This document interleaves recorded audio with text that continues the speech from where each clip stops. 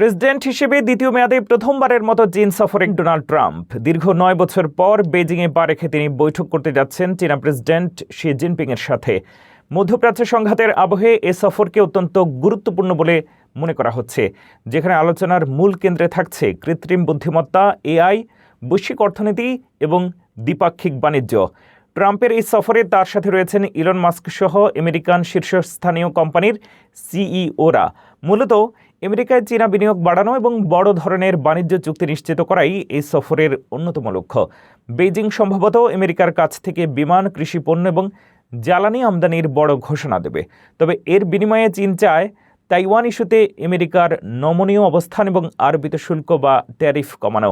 এছাড়া প্রথমবারের মতো দুই নেতা কৃত্রিম বুদ্ধিমত্তার ঝুঁকি ও নিয়ন্ত্রণ নিয়ে সরাসরি কথা বলবেন।